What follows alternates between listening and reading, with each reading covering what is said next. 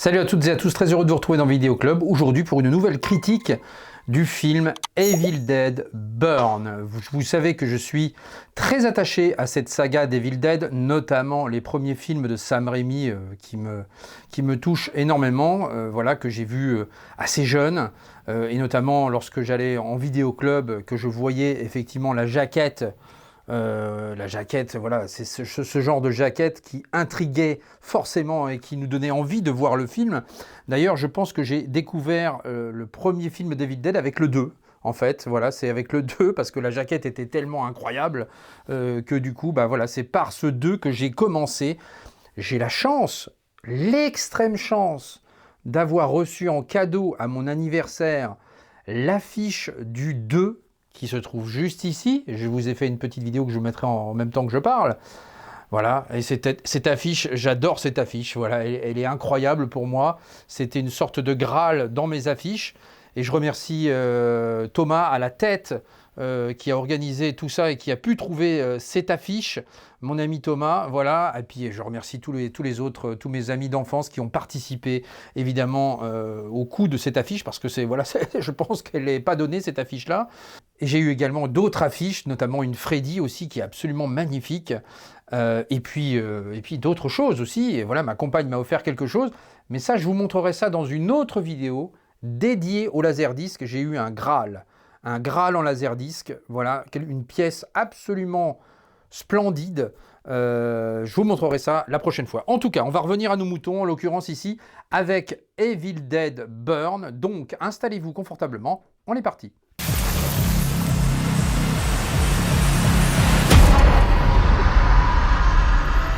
Et donc, Evil Dead Burn, réalisé par un Français, Sébastien Vanitschek, à qui l'on devait l'excellent Vermine, voilà, bon, qui avait ce petit défaut d'avoir un peu cette patte un peu banlieusard au début, voilà, qui pouvait en déstabiliser certains.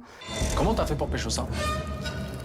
Toi, tu kiffes dormir avec ça dans ta chambre. Non mais tu sais qui leur parle? Bah sérieux. Je te promets meuf. Mais par contre, au niveau des scènes horrifiques, eh bien, c'était extrêmement bien réalisé, ce Vermine. Chaud. Et donc, ça a impressionné Sam Raimi, qui l'a choisi personnellement pour réaliser cette Evil Dead Burn. Et ça, c'est pas rien. Donc, il lui a fait confiance, il lui a donné la liberté artistique de réaliser le film. Et donc, le film raconte l'histoire d'une famille qui va se retrouver endeuillée suite à un décès, effectivement. Voilà, alors je ne vous spoilerai pas dans cette vidéo, hein, je vais vous dire les grandes lignes, mais je ne vous spoilerai pas évidemment.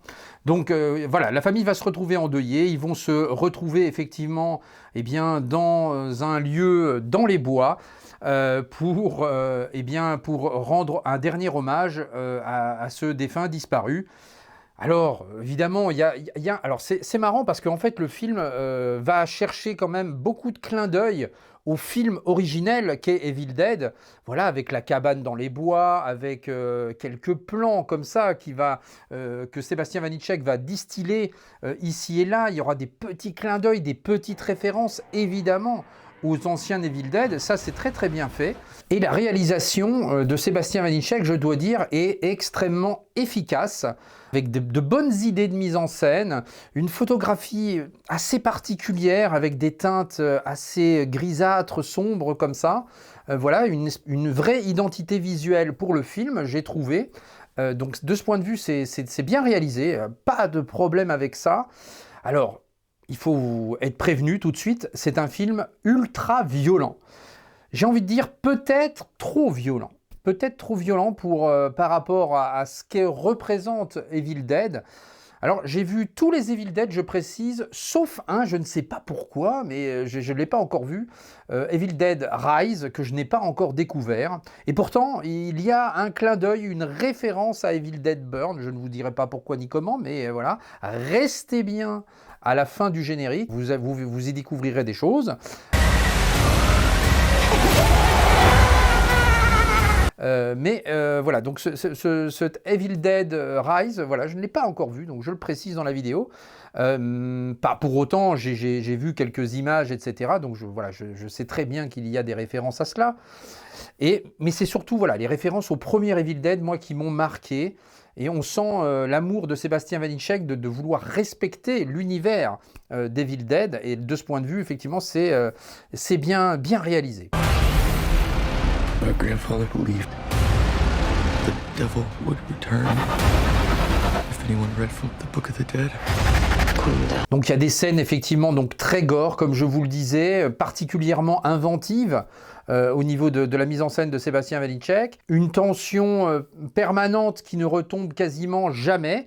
Le film se déroule d'un bout à l'autre comme ça, il n'y a pas de temps mort, on est pris dans l'histoire. Là-dessus, c'est extrêmement dynamique aussi. Et puis cette approche, effectivement, autour du deuil, qui va créer forcément ce qui va se passer. Encore une fois, avec beaucoup de références au film originel. Et ça, c'est pas pour me déplaire. Alors, même si certains personnages sont peu développés, il n'en reste pas moins que finalement on cible très vite qui est qui et qui sont ces personnages. Ça mériterait un peu plus de développement, j'ai envie de dire. C'est un film où on ne perd pas son temps, on rentre dans le vif du sujet et on avance, on avance, on avance. Donc une violence extrêmement graphique, comme je vous le disais, très gore, très viscérale. Ça pourra en dérouter certains, il faut être vraiment prévenu.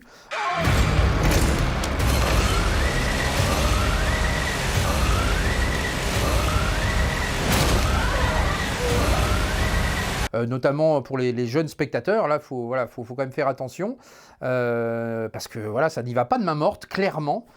Et moi, effectivement, ce que j'aimais dans le premier Evil Dead, c'est aussi ce côté un peu sale, un peu une mise en scène aussi qui était extrêmement inventive et qui donnait un peu l'effet un peu comme ça d'être plongé dans un reportage, en fait, quelque part, un peu comme ça, avec ces images de Sam Raimi qui étaient extrêmement impressionnantes.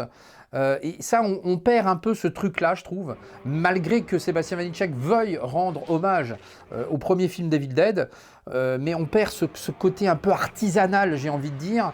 Il y avait un côté un peu fou, un peu psychédélique, comme ça, dans Evil Dead, que l'on n'a pas forcément ici. Là, c'est vraiment violent pour être violent. Il y a un côté un peu exorciste, ultra violent quelque part, c'est un peu ça finalement. Donc il y a ce côté un peu moins fun qu'avait Sam Raimi dans les premiers Evil Dead pour moi. Alors on retourne au niveau de la mise en scène, il y a une séquence notamment qui est très intéressante, où une sorte de plan séquence comme ça, où un personnage essaie de s'échapper pendant qu'il y a des scènes ultra violentes qui se déroulent derrière elle, avec des démons qui sont là un peu partout et qui sont en train de foutre le bordel dans la maison. Et la personne essaie de s'échapper et on voit des trucs en arrière-plan comme ça. Je trouve que ce plan-là, vous le verrez quand vous verrez le film, mais je trouve que ce plan est extrêmement bien fait, c'est très bien réalisé, très bien vu de la part de Sébastien Vanitschek là-dessus. Mais encore une fois, la violence prend le dessus par rapport au climat, à l'atmosphère que l'on pouvait retrouver dans les premiers Evil Dead. La musique aussi, la musique est bien. Il n'y a pas de problème. Alors c'est assez fort, hein. Le niveau de volume est assez fort. Bon, c'est voulu, je pense, hein. Vous me direz, vous, si de votre expérience dans les salles de cinéma, comment vous avez perçu un peu les bruits ambiants et la musique. Pour moi, c'était brutal, c'était violent, c'était fort. Mais la musique, effectivement, encore une fois, on ne retrouve pas de thème. Le fameux thème qu'avait inventé Joseph Loduca sur les premiers Evil Dead, que Danny Elfman avait magnifié sur Evil Dead 3.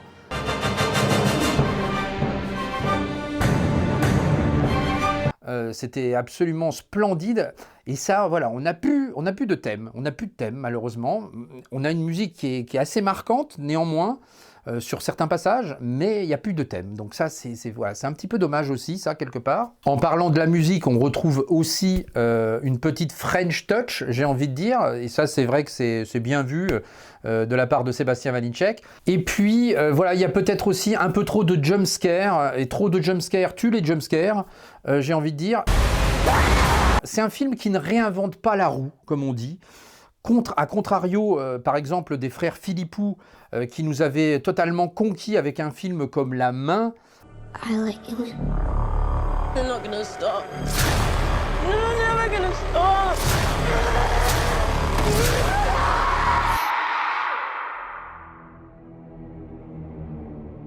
Ou bien encore Substitution, qui était vraiment, d'un point de vue horrifique, extrêmement inventif, avec des choses vraiment qui nous marquaient, des choses qui nous marquaient profondément, en fait, l'esprit, on va dire, sans forcément avoir une violence ultra graphique, mais il y avait quelque chose dans ces films-là.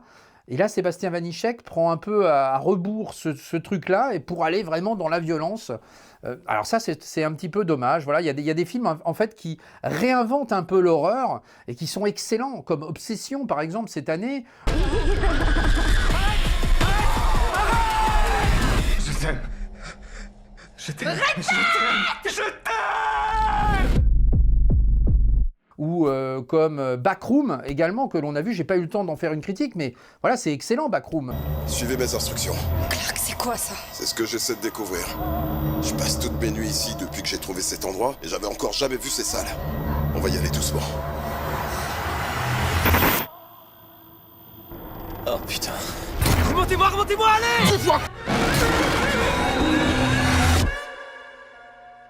Je vous recommande d'aller le voir, même si la fin nous laisse un peu sur notre faim, c'est le cas de le dire.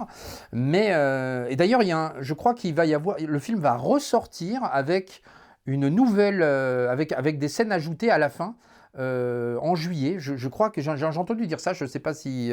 faudrait que je vérifie, mais j'ai entendu dire ça. Alors c'est un peu dommage parce que le film vient de sortir et on vient de le voir. Donc le revoir tout de suite, c'est un peu con. Alors bon, j'attendrai personnellement peut-être la sortie en support physique pour, j'espère qu'avec l'intégration de ces nouvelles scènes, pour Backroom. Mais c'est vrai que c'était, voilà, Backroom, Obsession, tout ça, ce sont des films qui sont assez inventifs. Together également. Else, le film Else, film français, qui est exceptionnel, mais qui n'est malheureusement pas sorti en support physique. On est en train de s'emmurer vivant.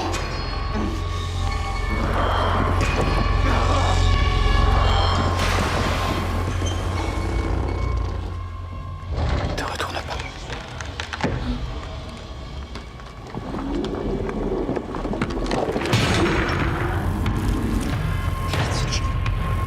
Voilà, donc tous ces films, effectivement, il y a de l'idée, il y a de l'invention, ce qu'il n'y a pas forcément dans cette Evil Dead Burn, qui reste axé vraiment sur la violence, encore une fois.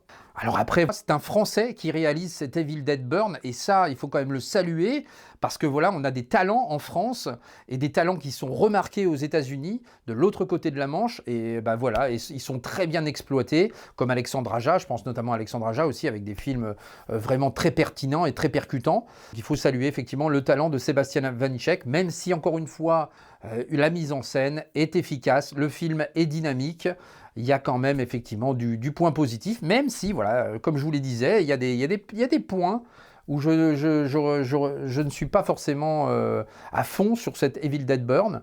Mais en tout cas, voilà, c'est un film efficace, vous prendrez plaisir. Faites attention, encore une fois, à l'ultra-violence qui est dans le film, très graphique.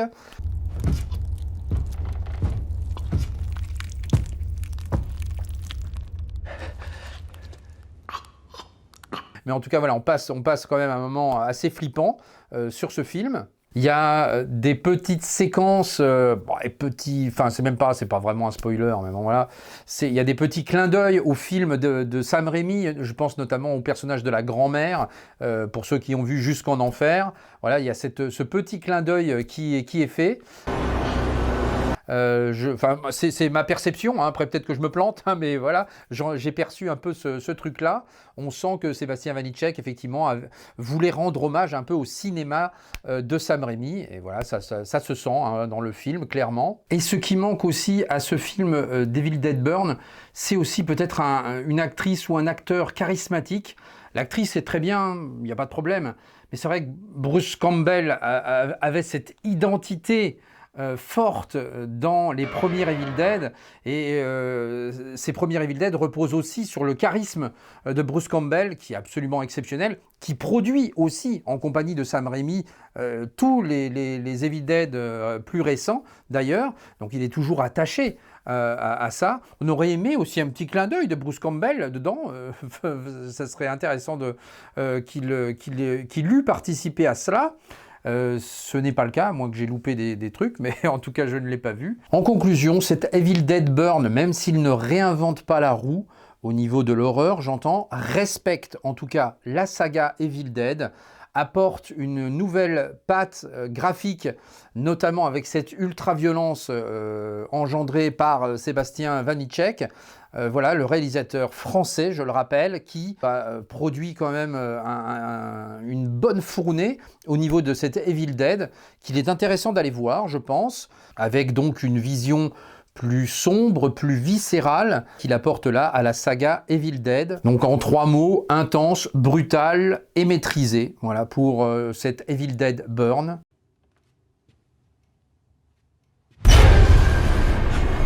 Cette saga, finalement, continue d'impressionner quelque part. Voilà, c'est le 6e film.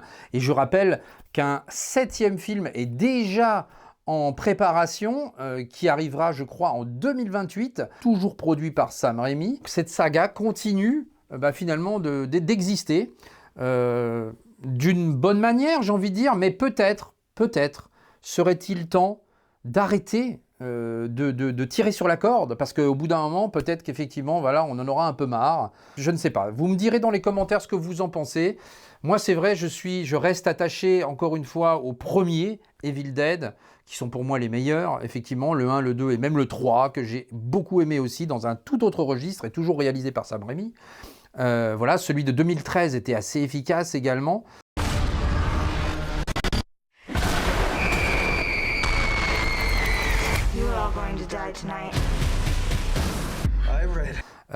Et cet Evil Dead Rise que je n'ai pas encore vu, donc il va falloir que je prenne le temps de le découvrir. Ça fait 30 ans que je dis ça, mais je ne sais pas pourquoi, j'ai du mal à y aller.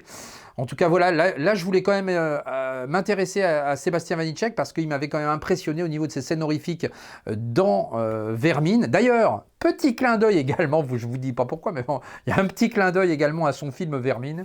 Voilà, bon, c'est un petit truc rigolo, mais c'est assez marrant à voir. Bon, en tout cas, je vous attends dans les commentaires. Dites-moi si je vous ai donné l'envie de découvrir cet Evil Dead Burn. Dites-moi ce que vous en avez pensé si vous l'avez vu. Évitez les spoilers, s'il vous plaît, pour ceux qui ne l'ont pas encore vu. Ça sera toujours un plaisir pour moi d'échanger avec vous. J'essaie de revenir à des critiques plus longues quand j'ai le temps et quand le sujet m'intéresse. Ce sera sans doute le cas de Odyssée également que l'on va voir la semaine prochaine. Je vous remercie de m'avoir suivi. Donc le petit pouce qui fait plaisir. Boostez la vidéo évidemment. Ça fait toujours plaisir et ça fait avancer la chaîne. L'abonnement, si vous n'êtes pas toujours abonné, faites-le. Voilà, c'est un grand plaisir. D'ailleurs, je remercie tous les nouveaux arrivants. Voilà, on arrive à 7200 bientôt. Donc voilà, tranquillement, on avance. Et je vous remercie infiniment de votre soutien. À très bientôt. Ciao!